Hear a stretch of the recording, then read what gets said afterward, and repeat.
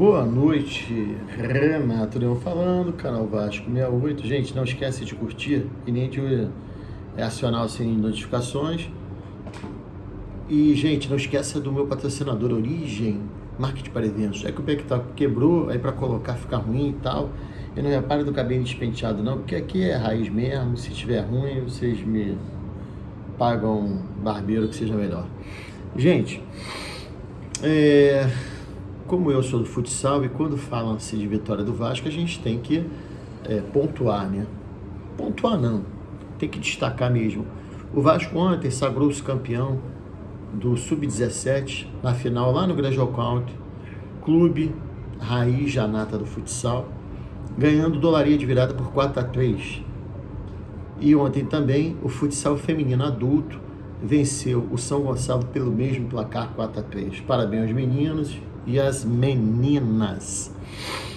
Em falar de futsal, o Vasco hoje, confirmou a participação no Campeonato Brasileiro.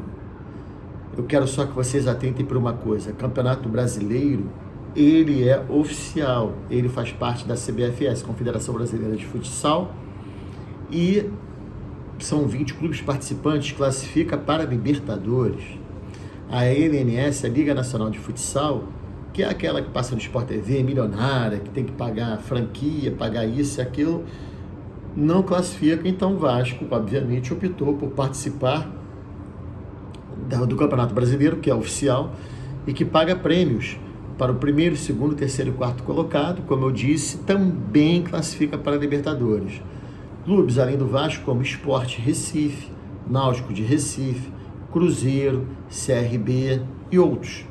Depois, se quiserem dar uma olhadinha no site da Net Vasco ou da Super Vasco. Gente, queria falar, usando como exemplo, o jogo do Fluminense, o jogo do Fernando Diniz. Por quê? Pelo seguinte, vou fazer um comparativo. Eu até comentei isso hoje com amigos. Eu prefiro o resultado. Eu não vou nunca, ninguém vai lembrar nunca que o Vasco perdeu um título ou que o Vasco ficou em quinto porque o Vasco jogou bonito, mas não venceu e era o melhor time. O que fica na história são os vencedores. Infelizmente é assim. Medalha de prata, medalha de bronze, isso é bonito nas Olimpíadas, nos Pan-Americanos e por aí afora. Mas o que marca são os vencedores, os campeões. Por que eu estou falando isso? Vou citar como exemplo o Fernando Diniz. Será que ele vai fazer esse toquinho de bola lindo, maravilhoso? Será que ele vai fazer contra o Guardiola? Caso não der zebra, o Manchester da manhã confirmar e passar para a final. Acho que ele vai jogar com o Urawa Reds do Japão, se tudo der certo. Vai fazer a final sexta-feira com o Fluminense, que venceu hoje por 2-0, o Al Ittihad. O que acontece? O futebol de campo e o futebol de salão, que eu chamo de futebol de salão, tem as suas diferenças. Sim, mas o objetivo é o mesmo, o gol. O que acontece? Quando eu jogava contra os times tecnicamente melhores, eu falava para as crianças, porque eu gostava de ser treinador das crianças de 6, 7, 8, 9 anos, 10, 11, no máximo 13, mas principalmente as de 6, 7, 8, 9 anos, eu falava assim: vem cá, amiguinhos, somos 5 jogadores, 4 de linha do gol. O adversário, seja ele Vasco, Fluminense, Flamengo, Botafogo,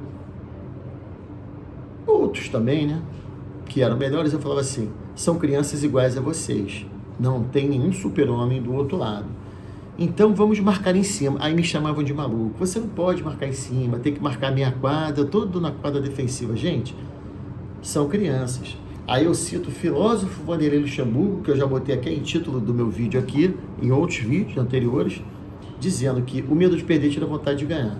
Cara, você está lidando com criança. Se você embutir na cabeça delas que elas têm que jogar se defendendo porque o time é melhor, você já destrói até o sonho da criança. Comparativo ao futebol, e dava certo, tá? Porque eu podia tomar uma porradinha numas quartas de finais, numa semifinal, no primeiro jogo de 7, que já aconteceu, e no segundo eu ganhar, tá? E não foi uma vez só que aconteceu. Então, e o outro lado com muito mais investimento, obviamente. Por que eu estou falando agora do campo? Porque, por exemplo, eu acho que o Vasco, ele deve jogar, independente do time que ele formar, ele tem que jogar, primeiro, tem que jogar para frente, sempre buscando o gol. Constrói um sistema defensivo legal, sólido, mas tem que jogar para frente. E na hora do time adversário sair com a bola, eles não podem ter a facilidade, a tranquilidade de sair com a bola tocando até o meio campo, quiçá na nossa intermediária de defesa. Temos que jogar para frente e temos que jogar sem a posse de bola, marcando a saída de bola. Futebol para mim é assim. Não há problema quem discordar. Sendo o nosso time melhor, igual ou pior, você dificultando a saída de bola, é simples, gente. É mais um obstáculo que você cria ao adversário. Se der errado, tudo bem, mas a probabilidade de dar certo é muito maior. Gente, o que é mais fácil? Construir ou destruir? Mais fácil é destruir. O difícil é construir. O difícil é você ter um jogador tecnicamente bem acima dos outros que saia driblando fazendo gol. Foram poucos. Tá, foram alguns na história e agora são muito poucos, gente. Não existe. O gol que dizem mais bonito da história do Pelé foi quando ele driblou o time do Fluminense todo no Maracanã e fez o gol. O Pelé fez isso uma vez, driblando o time inteiro. Não se tem nem o vídeo, porque nesse dia parece que não teve nenhum canal de televisão, só rádio, jornal, a imprensa escrita. E de áudio, que era o rádio. Então eu parto do princípio que tem que ser assim. Eu quero ver se o Fernando Diniz, o qual eu até bato palma pelo futebol bonito dele, deu certo, não deu? Sempre diziam que ele batia na trave, que ele não ganhava nada, ganhou o estadual, ganhou o Taça Guanabara, ganhou a Libertadores e tá aí, pelo menos é vice-campeão do mundo. Mas vai correr sério risco, mesmo com o City, se tiver ou não desfalcado, se for o City mesmo para a final, dele sair bonitinho assim. Não quero que saia bonitinho. Eu quero que a gente tenha posse de bola e eu quero que a gente sempre ataque e que a gente sempre marque a saída de bola. Se não tivermos jogadores atrás que saem com a mínima qualidade, bicão para frente, tipo futebol americano, o pessoal dá aquela bola oval, dá-lhe um porradão para frente, o time adversário tem que pegar a bola lá no fundo e tem que ganhar campo e a porrada come. Pior que no futebol americano é foda, né? No nosso futebol não é assim. E, gente, e falando em jogadores, o Vasco hoje anunciou oficialmente no site que Sebastião Ferreira já foi desligado, não faz parte dos planos. O Paulo Henrique parece que a negociação vai avançar. O Praxedes, eu posso estar muito enganado, mas eu não sei porque está todo mundo, não os torcedores, mas a comissão técnica, a direção, querendo muito que ele fique.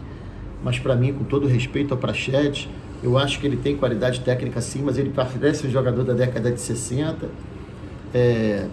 Um jogador que é vagalume, acende, apaga, e o jogador que só distribui, dribla, mas não marca, lento demais. Mas é novo, pode corrigir. Mas na boa não vale 26 milhões, mas não vale mesmo. Em falar em milhões, o PEC, mais uma vez, anuncia a vocês o passe dele, 54 milhões. Só que eu acho errado, porque é o seguinte, o Atlético se assustou com a pedida. Só que eu acho que o Vasco, se for vendê-lo, até por esse preço, tem que vender para fora. Você não pode botar o PEC no time adversário aqui no Brasil, pelo amor de Deus. O Michael já está fechado. Essa comissão técnica, para mim, eles estão preparando o Emiliano Dias, o filho do Ramon Dias, para ele substituir o pai em 2025, lá para 2026 a 2027. Gente, na boa, tomara que tudo, mas tudo dê certo mesmo, para que essa comissão técnica fique. Aí você fala assim, poxa, o Alexandre Matos já está há uma semana do Vasco, não contratou ninguém. Calma. Aí agora aparece o Vene Casagrande, que é mulambo, dizendo que, olha, Vocês não esperem nada de contratação de peso aí nessa primeira janela, que o Vasco não vai fazer isso. Porra, cara, você tá lá dentro?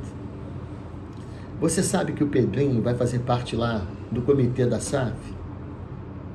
Você sabe que o Pedrinho está correndo atrás?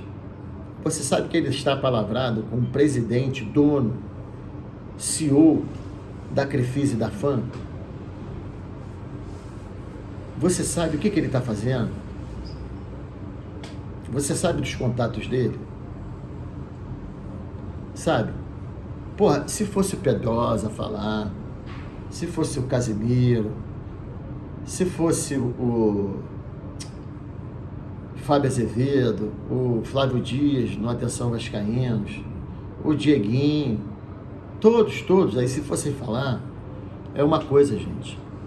Agora, especular é foda, entendeu? Então, gente, pra jogar contra... Peraí que estão batendo na minha porta, é o viado do meu filho. Atrapalhando a minha gravação. Então, assim, se for pra jogar contra, a gente... Por isso que eu falo, nós não precisamos jogar contra... Vascaíno jogar contra e torcer contra o seu próprio time. A gente já tem esses bunda mole aí que fica botando essas notícias. Não tem notícia, o cara quer curtir, quer que curta, quer que ganhe like. Porra, vocês dão a moral pra esses caras, entendeu? Que nem vascaínos são e fica jogando essas conversinhas fora. Então, gente, tem que ter calma para não ter pressa de, por exemplo, contratou Pedro Raul, que eu acreditava pra caralho, eu fiquei feliz. Porra, não foi bem. Eu gosto dele, tá? Aí contratou o Orediano, pô, esse filho da puta, porque tô com a raiva desse moleque, porque a maioria dos vascaínos, se fizer aí pesquisa em qualquer site, vai dizer que quer que ele... Eu não quero que ele fique não, bicho. O cara que jogou um jogo bem, que decidiu o jogo, foi contra o Cuiabá, quer dizer, definiu o jogo. E aí depois diz que quer engessar o braço para não jogar mais, pô, isso é bundão, isso não é jogador de futebol, não.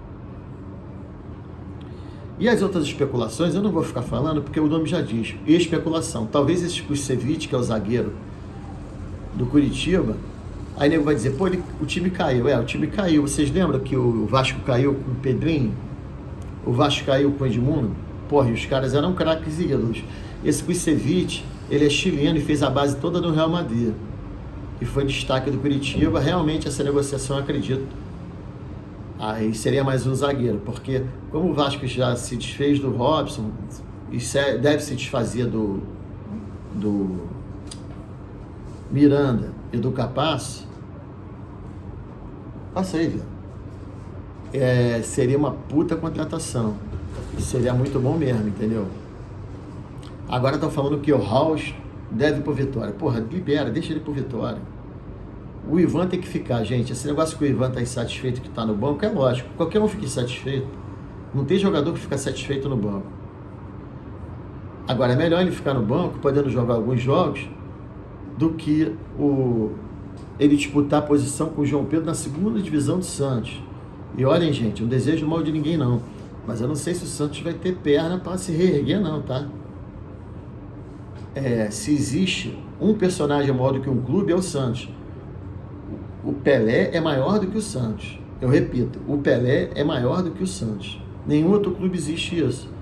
Mas é a verdade, o Pelé é maior do que o Santos. Uma vez perguntaram pro Pepe, porra, o Pelé é o maior artilheiro da história do Santos. Aí ele, mentira, o maior artilheiro sou eu, que tenho quase 500 gols. Mas o Pelé, não, o Pelé, eu tô falando de ser humano, eu tô fazendo de extraterrestre. Então, assim, não sei se o Santos vai ter essa força toda. Aí ele vai querer disputar a posição com o goleiro do Santos, que é um ótimo goleiro, é um dos poucos que se salvaram. E agora estão dizendo que o Raul talvez saia. Se ele sair, tudo bem. Temos que arrumar um terceiro goleiro, porque a gente não tem terceiro goleiro preparado. Os rapazes que vão estourar a idade no Sub-20 não estão preparados ainda para subir o time. Aliás, o Sub-20 todo do Vasco provavelmente vai estourar. Eles vão emprestar, alguns vão até, infelizmente, serem dispensados. É lógico, escutei até ali, e não acho isso legal, que o Barros ia ser emprestado. Porra, bicho, eu não sei, o cara estava machucado, vai emprestar o Barros, daqui a pouco empresta o Eric Marcos. Esse menino aí, qual é o nome dele? Aquele de 17 anos, é Ryan ou Cauã? Ryan, pelo amor de Deus. Mas, tudo que eu falo, gente, de otimismo é em relação a 2024, tá? Vamos lembrar que o Pedrinho ainda não assumiu, porque ele está trabalhando em 15 dias, sei lá direito, ele já trabalhou mais do que o Salgado em 3 anos. Então vamos acreditar no cara, porque o cara, vou contar um segredinho para vocês. A Leila do Palmeiras falou para ele assim: eu te admirava como jogador, te admirava como comentarista e agora te admiro pra caralho como homem. E quando que há 15 anos atrás, quando ele estava chorando do rebaixamento do Vasco, ele com a camisa do Vasco no peito, que alguém ia pensar, pô, aquele garotinho franzino que machucou, quase encerraram a carreira dele, que ele ia ser presidente do Vasco. Sabe o que é isso? Perseverança, inteligência, estudo, isso tudo ele conquistou. A inteligência nasceu com ele. Então vamos acreditar e parar de viajar em especulação, porque depois dessa notícia aí do Vene Casagrande, dizendo que não vai contratar ninguém de ponta, uma porrada de grupo que eu participo aqui postou essa merda, assinado Vene Casagrande. Ah, não fode, né? Quem é Vene Casagrande na fila do pão? Nem vascaíno é.